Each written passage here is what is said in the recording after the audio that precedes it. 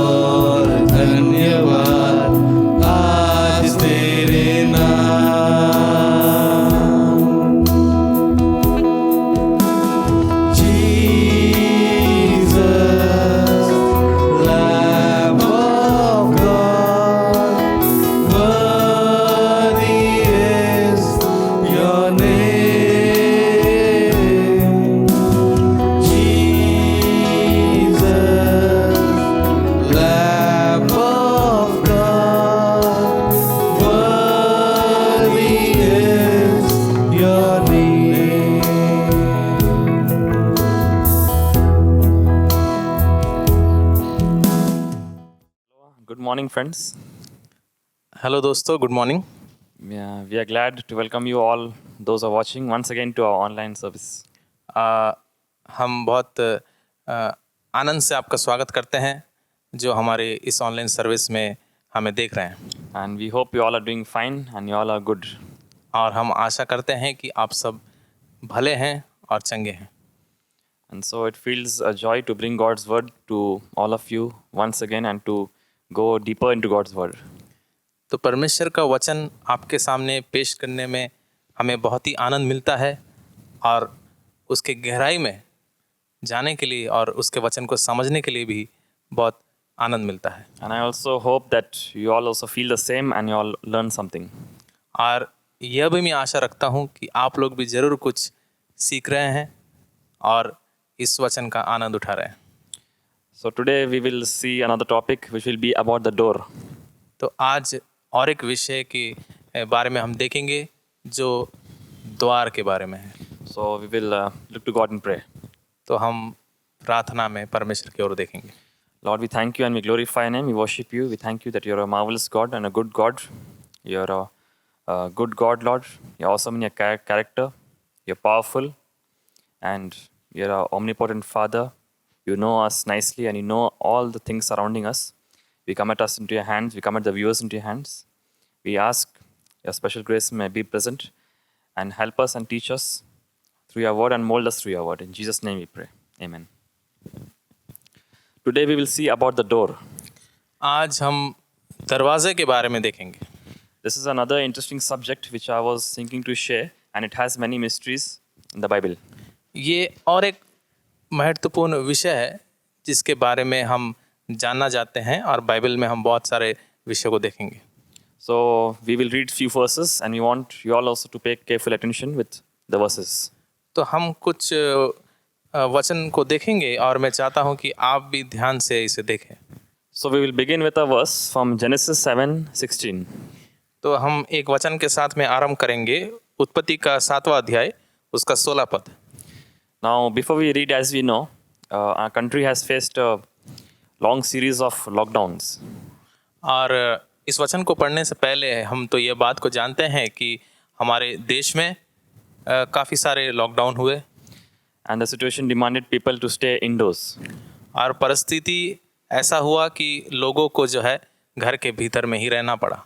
And so, due to fear and due to so many reasons, people had to stay inside the houses.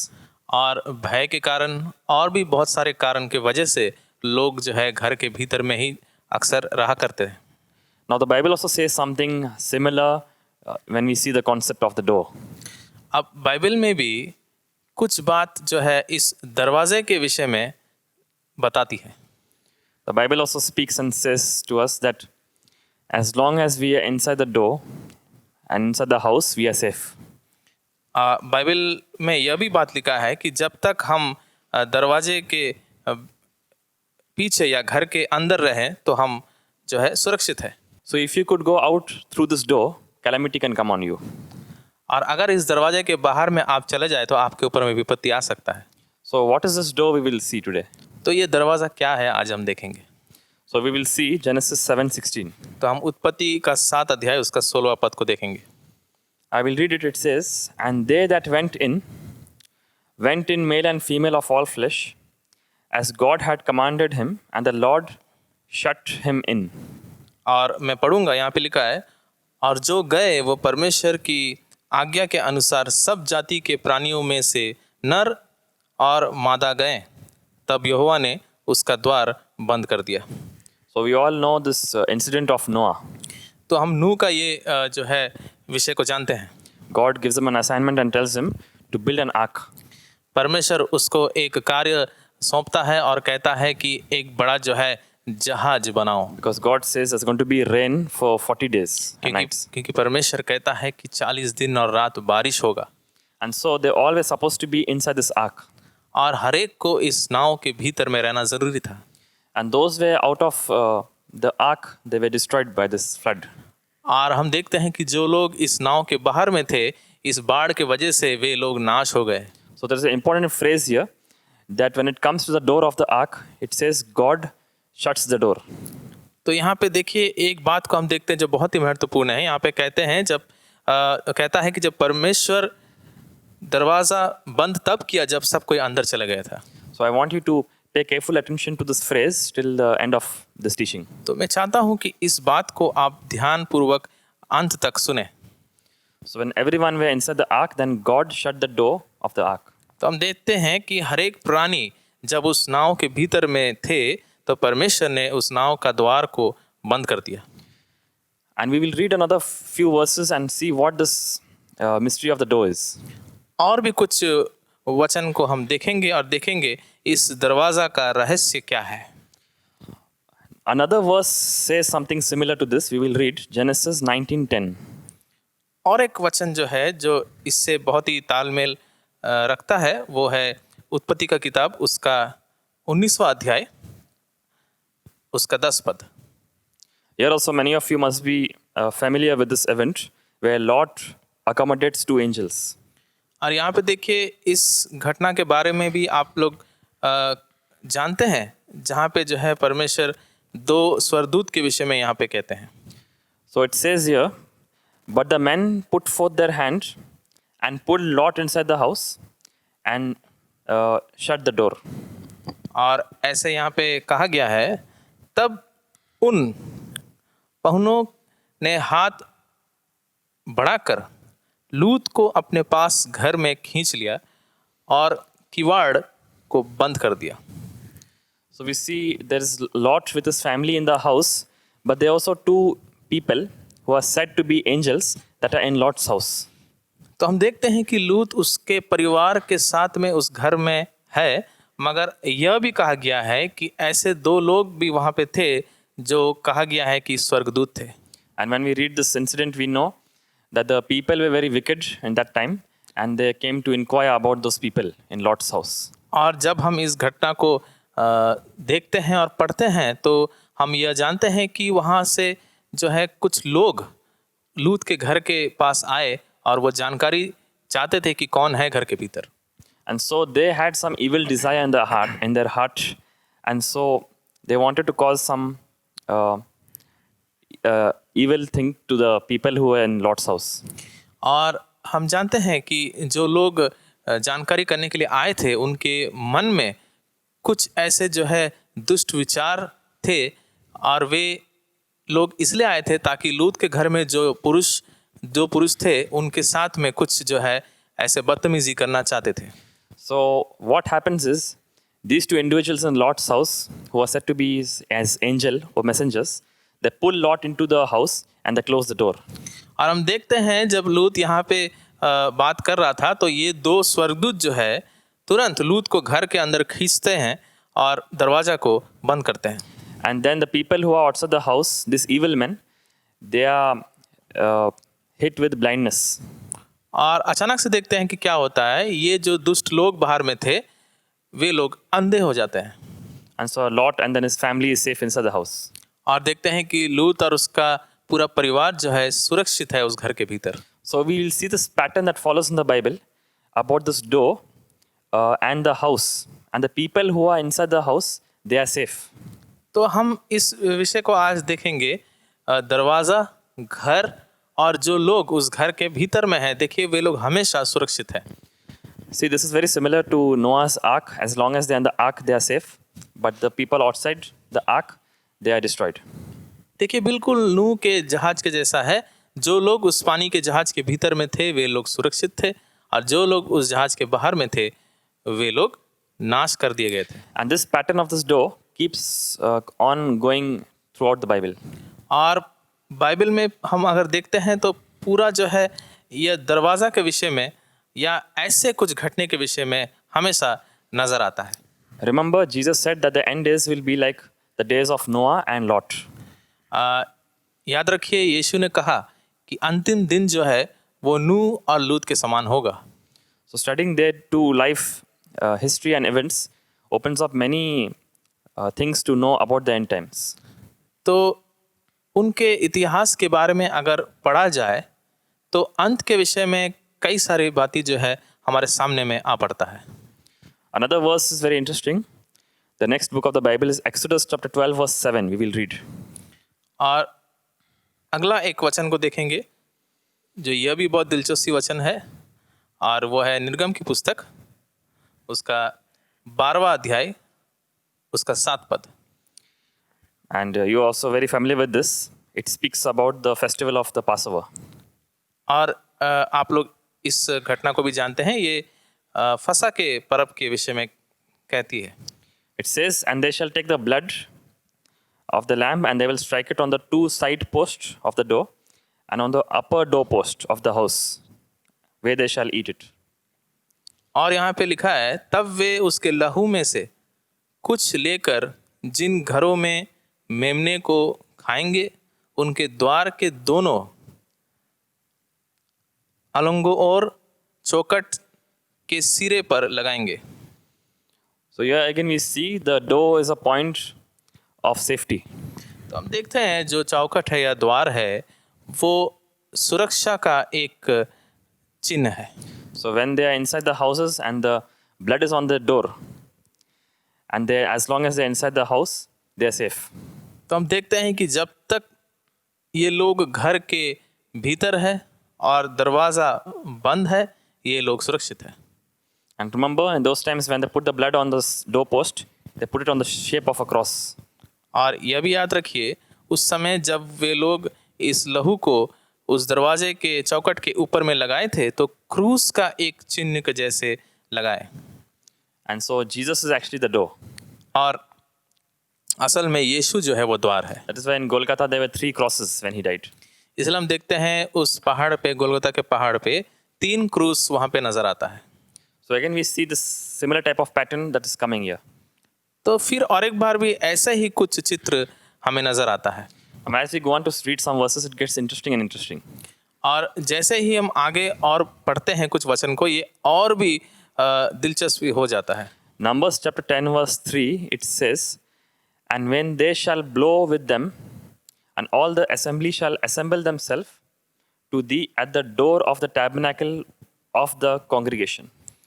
गिनती का पुस्तक उसका 10वां अध्याय का 3 पद में ऐसा लिखा है, और जब वे दोनों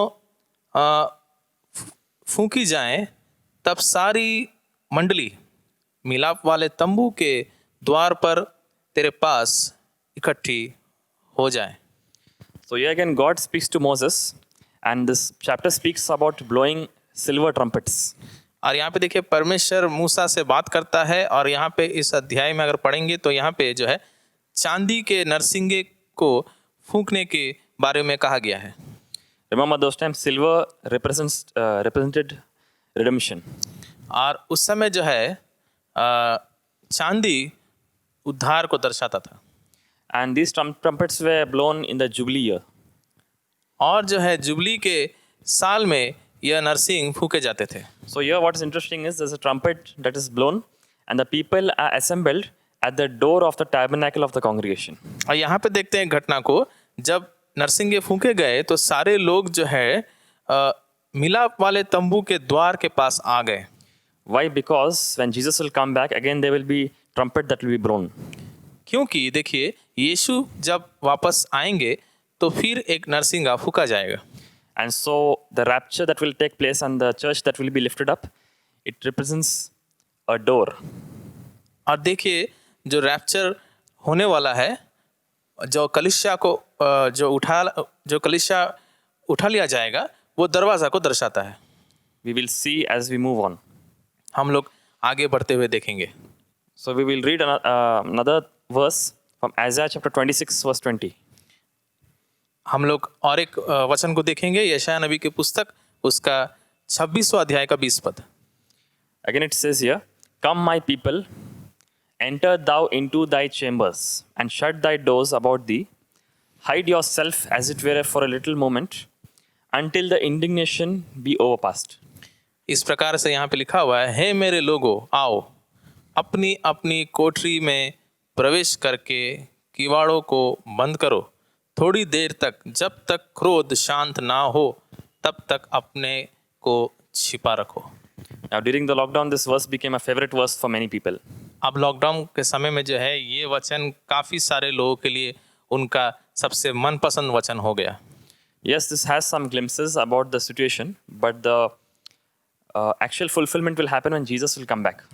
जी हाँ, ये तो सही बात है कि यहाँ से कुछ कुछ जो है नज़र हमें आता है, मगर असलियत में यीशु जब वापस आएगा तब सारी बातें जो है स्पष्ट हो जाएगा। Because when Jesus will come back, first he will take the church and they will be in a secret chamber because God's wrath will come on the whole world. क्योंकि यीशु जो है जब वापस आएंगे तो सबसे पहले जो है कलीसिया को वो उठा लेंगे और उसके बाद में जो हम देखेंगे कि परमेश्वर का क्रोध इस संसार के ऊपर में आ पड़ेगा। So in those time, even before the day of atonement, the priest also would hide himself in a chamber for 7 days. और उस समय में देखेंगे कि जो महायाजक है वे लोग भी जो है अपने आप को 7 दिन तक जाके छुपा लेंगे। Because the calamity in the end times will be for 7 years, and before that, God will lift up the church, and they will be hidden from God's wrath and also calamity. और हम देखते हैं कि ये जो विपत्ति संसार में अंत के दिनों में आएगा ये 7 वर्ष तक रहेगा। इसलिए जो है यीशु जो है कलीसिया को पहले ही उठा लेंगे, क्योंकि उस परमेश्वर का क्रोध इस संसार में बहुत ही भयंकर आने वाला है। That is why this verse ends with saying, "Until the indignation be overpast." इसलिए यहाँ पे ऐसा लिखा है, जब तक क्रोध शांत ना हो। Because after this period, again we will come back with Jesus in his public appearance. क्योंकि यह जो समय खत्म होने के बाद में वापस जो है यीशु के साथ में हम लोगों को दिखाई देंगे। Remember when Jesus rose after death, he appeared secretly to his disciples, but he also appeared publicly to more than 500 people. याद रखिए, जब यीशु जी उठे तो हम देखते हैं कि जो है वो खास तौर से अपने चेलों के सामने में नजर आए, मगर पूर्ण तरीका से बाहर में भी संसार में भी लोगों के सामने में नजर आए। Another we will see from 2 verses from the New Testament, that is Matthew chapter 25 verse 10. नया नियम से हम 2 वचन को देखेंगे। प्रथम हम देखेंगे मत्ती की पुस्तक उसका 25वां अध्याय का 10 पद। So it says here, "And while they went to buy, the bridegroom came, and they that were ready went in with him to the marriage, and the door was shut." और यहाँ पे लिखा है,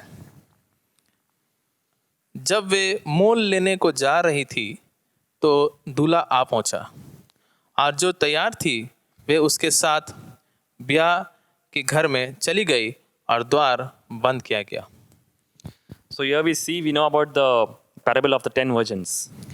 ये 10 कुंवारी के विषय में हम सब जानते हैं। So 5 had oil and 5 did not have oil. 5 के पास में तेल था मगर 5 के पास नहीं था। And so when they went to purchase it and when they came back, the door was shut. The bridegroom came. तो हम देखते हैं कि वे लोग जब तेल खरीदने गए थे और जब आके देखते हैं कि दूल्हा आ पहुंचा है और दरवाज़ा बंद हो गया था। We see the similar concept here again about the marriage and door is shut. ठीक ऐसे ही चित्र को हम यहाँ भी देखते हैं इस ब्याह के विषय में कि दूल्हा जब आ पहुंचता है तो दरवाज़ा बंद हो जाता है। So in this Jewish custom, this bride would enter in a chamber. She would enter in a door and into a chamber, and 4 men would lift her and carry her along with the chamber. तो हम देखते हैं यहूदियों के इस समय में कि वो जो दुल्हन थी वो दरवाजे के भीतर से प्रवेश करते हुए एक पालकी में जाके बैठती थी और 4 लोग इस पालकी को उठाते थे। And so this ritual was called as Nisuim. इस जो है रिवाज को निसियुइन कहते थे। It means lifting up. जिसका मतलब है उठा लिया जाना। Remember, the church will be lifted up. याद रखिए, कलीसिया को उठा लिया जाएगा। This same Hebrew word is used in the book of Genesis when Noah's ark is lifted by the water. यही शब्द का इस्तेमाल उत्पत्ति का किताब में भी किया गया था जब नूह के जहाज को पानी के माध्यम से उठा लिया गया था। So they enter inside the ark and then the ark is lifted by the water. तो हम देखते हैं कि ये लोग पहले उस नाव में प्रवेश करते हैं और उसके बाद में यह पानी के माध्यम से उठा लिया जाता था। So this same thing will happen to the church. तो हम देखते हैं ये कलीसिया में भी ऐसे ही होगा। Because In Revelation chapter 4 verse 1, it says John has a vision and it says, and behold, a door was opened in heaven. और प्रकाशिक वाक्य उसका चौथा अध्याय के एक पद में भी ऐसा लिखा है कि यूहन्ना को एक दर्शन मिलता है और वो देखता है कि एक किवाड़ जो है, दरवाज़ा जो है, वो खुलता है स्वर्ग में। And after that, the first voice that he heard was a trumpet voice that is telling him, come up here. और दूसरा जो एक शब्द को वो सुनता है, वो एक नरसिंह के फूंकने के जैसा एक शब्द को सुनता है जो कहता है, यहाँ आ जाओ। Just like Moses, when he went to Mount Sinai, God's voice was like a trumpet and he said to come up here. ठीक उसी प्रकार से जब मूसा नबी सिनाई के पर्वत में गया था, तो परमेश्वर का आवाज़ भी एक नरसिंह के समान उसको सुनाई दिया जो कह रहा था कि यहाँ आ जाओ। So when this verse takes place in Revelation chapter 4 verse 1, after that we do not find the word church anymore in the book of Revelation till the end of the book of Revelation. और यह घटना जो प्रकाशिक वाक्य 4 अध्याय के एक पद में होता है, उसके बाद में कलीसिया का शब्द का इस्तेमाल अंत तक हम नहीं पाते हैं। So we see many allusions to Israel, but church is not mentioned. तो इज़राइल के विषय में काफ़ी सारे हम बातें को देखते हैं, मगर कलीसिया के विषय में कहीं हम नहीं पाते हैं। So this door is like a point because a door is a point of entry or exit. तो ये दरवाज़ा जो है वो एक ऐसा स्थान है जहाँ पे जो है हम प्रवेश करते हैं और बाहर आते हैं। So Jesus says in John chapter 10 that I am the door. तो यीशु जो है वो यूहन्ना का 10वां अध्याय में कहते हैं कि मैं द्वार हूँ। So Jesus is the door. Why did he say that he is the door? तो यीशु द्वार है। यीशु ने क्यों कहा कि वो द्वार है? Because in those times when the sheepfold were kept in a certain place, there was a door, and in front of the door there was a shepherd standing. और उस समय हम देखते हैं जब भेड़ों को इकट्ठा किया जाता था तो एक दरवाज़ा वहाँ पे रहता था और उस दरवाजे के पास में एक चरवाहा खड़ा रहता था। So there was actually not an actual door, but the shepherd himself was acting as a door. तो असलियत में वहाँ कोई किवाड़ नहीं था, मगर वो चरवाहा खुद एक दरवाज़ा बन के वहाँ खड़ा रहता था। He was willing to sacrifice his life and stand at the door so that even a wolf or even a wild animal comes, he is willing to sacrifice himself. वो इसलिए खड़ा रहता था कि चाहे कोई भी जंगली जानवर अगर आ जाए तो वो अपना बलिदान भी देने के लिए तैयार था, इसलिए वो चरवाहा वहाँ पे उस द्वार के पास खड़ा रहता था। So he himself became the door. तो वो खुद द्वार बन गया। Now Jesus came, we all know that he came through the tribe of Judah. तो हम जानते हैं कि यीशु जो आए वो यहूदा के वंश से आया है। Now we know that when Jesus says, I am the door, through him we go to the Father. तो यीशु ने कहा कि मैं द्वार हूँ और उसके द्वारा हम पिता के पास पहुँचते हैं। The Hebrew word for Lord is Yahweh in Hebrew. और परमेश्वर का जो शब्द इब्रानी में अगर देखा जाए तो इसे यावे कहते हैं। Some also try to say it as Jehovah. कोई लोग इसे यहोवा भी कहते हैं। Now when you look at the word Judah in Hebrew, it is Yehuda. और यहूदा का जो शब्द इब्रानी में अगर देखेंगे तो उससे भी यहूदा कहते हैं। If you pronounce both the words, you can find only a very small difference. Yehovah and Yehuda have the same letters. अगर उसे ध्यान से देखें तो यहोवा और यहूदा दोनों में जो है एक जैसा ही अक्षर पाया जाता है। But you must have noticed that the word Yehuda has the letter D in it. मगर यहूदा में दा का इस्तेमाल किया गया है। In Hebrew, this letter D is actually door. और इब्रानी में ये द का जो अक्षर है वो असल में एक द्वार है। So he came through the tribe of Yehuda because he is the door that leads us to Yehovah. तो हम देखते हैं कि यहूदा के कुल से वो आया क्योंकि यहूदा का मतलब होता है द्वार और ये हमें द्वार दिखाता है। That is why in the tabernacle, when the tribes would gather around the tabernacle and they would dwell there, the tribe of Judah was camped directly in front of the door of the tabernacle. हम देखते हैं जब मिलाप वाले तंबू के पास में सारे जो है गोत्र आते थे तो ये यहूदा का जो गोत्र है बिल्कुल उस मिलाप वाले तंबू के द्वार के सामने में खड़ा रहते थे। So it's very interesting, and Jesus coming through this tribe of Judah. तो यह अगर आप ध्यान से देखें तो ये बहुत दिलचस्प सी बात है कि यीशु जो है इस योदा के जो है कुल से या उसका जो है गोत्र से निकल के आता है। So Jesus is the door. तो यीशु द्वार है। That is why in the tabernacle, the sacrifice also was kept near the door of the tabernacle. इसलिए मिलाप वालू तंबू के पास भी देखते हैं जो बलिदान है वो बिल्कुल दरवाजा के पास में रखा जाता था, Because if you want to enter God's sanctuary, you have to go through the sacrifice. क्योंकि अगर आप परमेश्वर के मध्य में जाना चाहते हैं, उसके सामने निकट होना चाहते हैं, तो उस बलिदान के द्वारा ही आपको जाना है। So notice and remember this. We all know in the Bible it says that there is a narrow way. तो इसे ध्यान रखिए, बाइबल में यह बात लिखा गया है, एक सकरा मार्ग है, Then it also speaks but about a narrow door.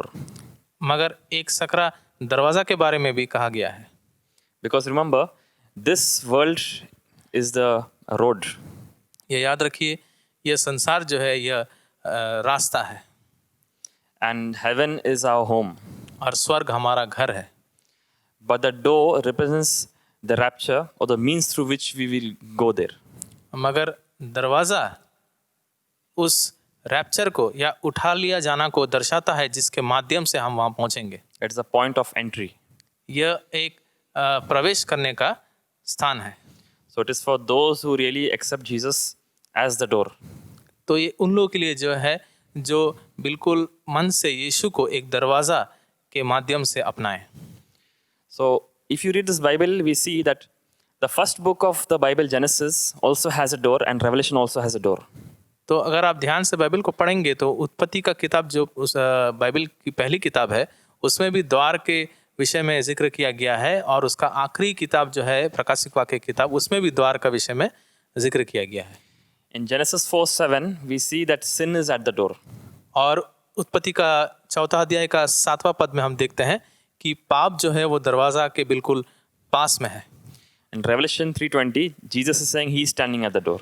और प्रकाशिक वाक्य उसका 3 अध्याय का 20 पद में देखते हैं कि यीशु दरवाज़ा के पास में खड़े हैं।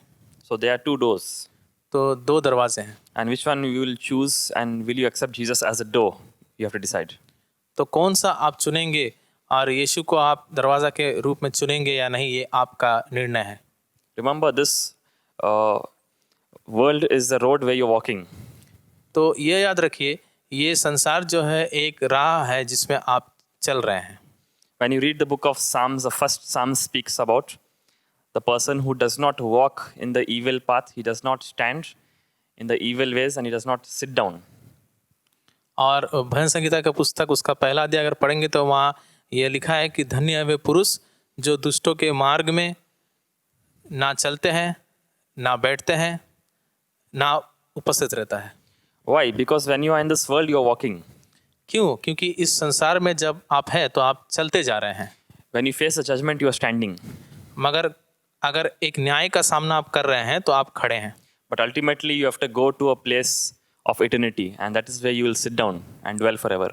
मगर अंत में आपको ऐसा एक स्थान में पहुंचना है जो युगानी युग तक रहेगा और वहाँ पे आपको बैठना है। So now we all are walking. तो अब हम सब चलते हुए जा रहे हैं, But the time is coming very soon that we all will be standing in front of a judgment. मगर ये समय काफ़ी निकट है जब हम सब खड़े रहेंगे न्याय के सामने में। But this is a place where we will permanently dwell for eternity.